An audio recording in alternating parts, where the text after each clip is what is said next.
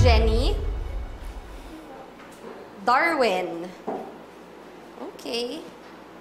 Faye. Here you go. Ronnie. Okay. And last but not the least, we have Sydney. May Sydney ba dito? Ma'am Emma, siya po yung huling humabol kagabi. Good morning! Tita Emma, kayo po ang teacher ko? Yes, she's the teacher. I'm so glad na kayo po ang teacher ko. Makakasama ko na po kayo. Okay, Sydney, here's your name tag.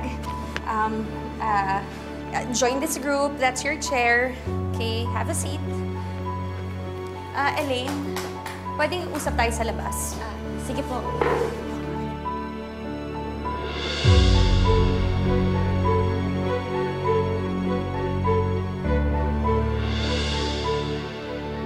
Elaine, hindi ko natatanggapin si Sydney Fuentebella. Masyado na maraming bata. Hanggang 15 lang ang kaya ko.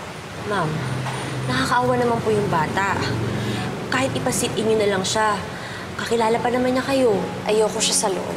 Ma'am, ano po sasabihin ko sa parents niya? Hindi ko nila tatanggapin yung dahilan na hanggang 15 na yung estudyante. Kung naaalala niyo, tumanggap pa tayo ng estudyante kagabi. Magagalit sila sa atin. Basta ikaw nang bahalang kumausap, magdahilan ka na lang. Basta ayoko. Ayoko siya sa loob ng classroom. Ayokong makasama si Sydney Fuentebella. Ayaw niyo po sa akin. Bakit po? Ano po kasalanan ko? Sydney, pasensya ka na, ha? Masyado na kasing maraming bata sa loob ng classroom. Kailangan namin magbawas ng isa.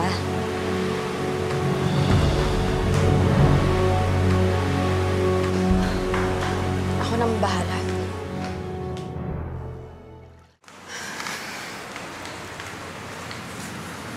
Sydney,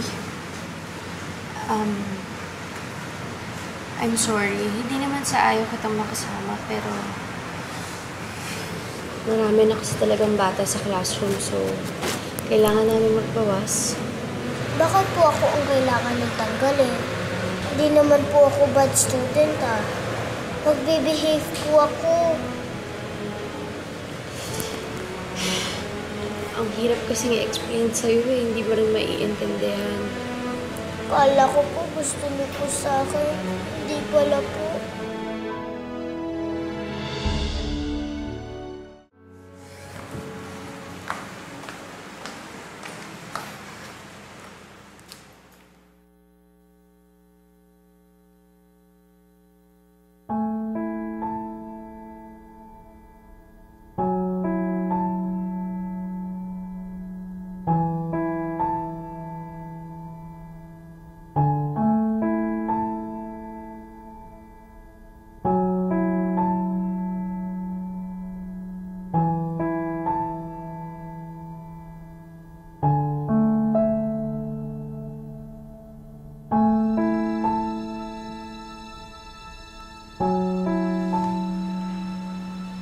Hi, Sydney.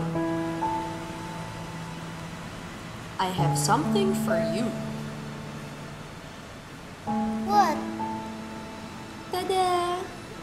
Flowers for you. Oh, kita mo na? Ang ganda-ganda mo pag nakangiti ka. Huwag ka nang sad, okay? Gusto mo ba ng ice cream para hindi ka na sad? Gusto ko po kayo maging teacher. Please, please po.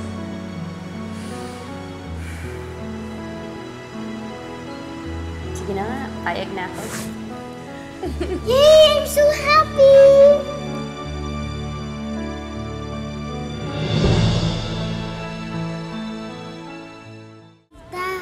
Turuan mo po ako mag-drawing ng ganito sa hands ko. Sure, walang problema. Basta ikaw. Totoo pala po yung sinabi ni Yaya Loling, no? Na hindi po kayo bad. Si Mami po kasi sabi niya sa akin, iwasan ko daw po kayo dahil po masama daw kayong tao. Talaga? Sinasabi niya yun? Ano bang sinasabi niya tungkol sa akin? kayo daw po may kasalanan, kaya daw po namatay si Kuya Austin, saka yung baby mo, si Milan. Hindi totoo yun. Huwag ka maniniwala sa kanya. Ano po ba ginawa mo kay Mami? Parang galit na galit po siya sa'yo.